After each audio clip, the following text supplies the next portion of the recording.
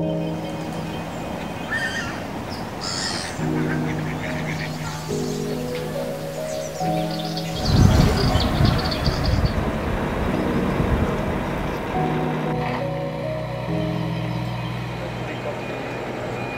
plantons des févriers d'Amérique, des arbres qui ont une dizaine d'années et qui sont déjà en pleine maturité.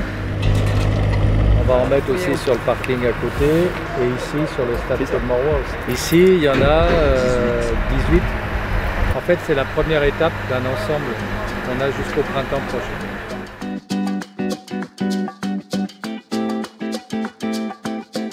Cette année, sur la commune de Villeneuve-Loubet, donc on a la continuité donc, de cette politique volontariste de renaturation et de plantation d'arbres. Cette année, par exemple, on en a planté environ une centaine dans différents quartiers de la ville afin d'amener des îlots de fraîcheur, créer également de l'ombre. Sur les plages, nous avons planté une quarantaine d'arbres dans les différents quartiers également. C'était des zones qui étaient totalement abandonnées, même insalubre, puisqu'on a retiré quasiment 4 tonnes de déchets en tout genre. Sur la Nationale 7, effectivement, la municipalité a un projet ambitieux de renaturation et de plantation d'arbres d'alignement. Sur cette phase 1, c'est 25 enfriers qui vont être plantés pour 1100 m² de jardin espace vert réaménagé. L'idée est de redonner sa superbe à cette Nationale 7 pour lui apporter justement son caractère plus naturel, route des vacances.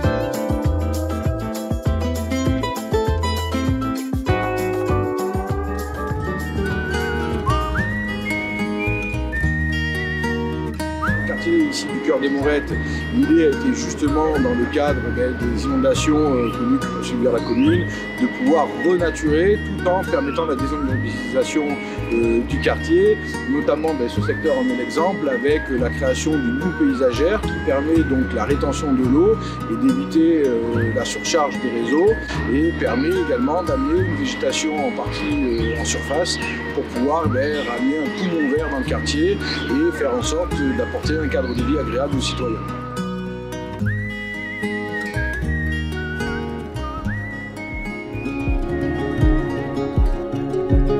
Aujourd'hui, la ville est labellisée effectivement label des villes et villages fleuris 3 fleurs, qui est un label national, qui est une reconnaissance pour la ville dans la gestion de ses espaces verts et dans le cadre de vie offert aux citoyens.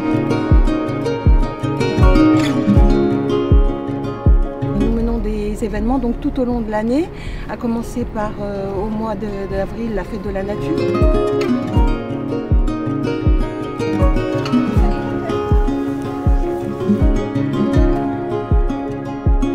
Vous avez gagné le prix concours et patrimoine.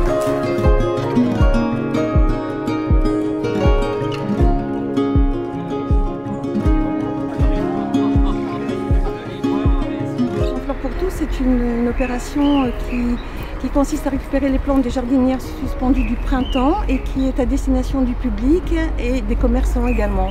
Comme ça, on refleurit, on réaménage en même temps dans les quartiers, ça permet de mettre un peu de fleurissement. C'est gratuit, c'est de la récup et c'est du zéro déchet. À partir du 26 décembre, les gens pourront déposer sur le parking des loges leurs sapins. Et dès le 1er février, on va faire une opération pour redonner le broyage des sapins et du compost aux habitants.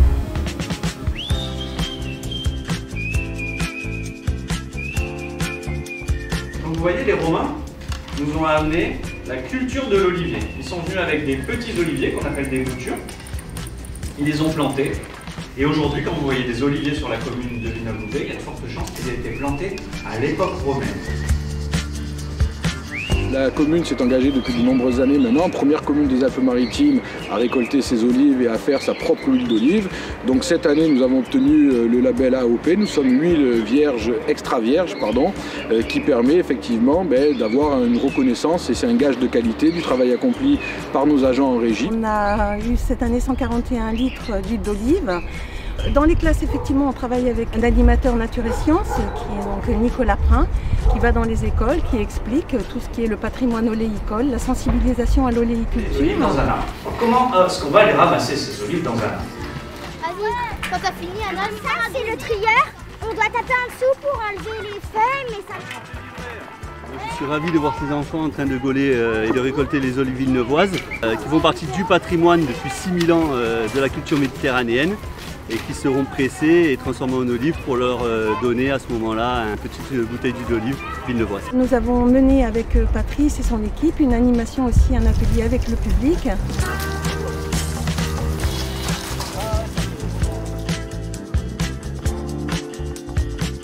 On a nos propres agriculteurs à Villeneuve-Loubet qui nous fournissent en légumes et nos cantines produisent donc en direct la nourriture. C'est dans le cadre de la loi Egalim et dans le cadre également d'une politique volontariste de vouloir assurer le bien manger auprès des enfants.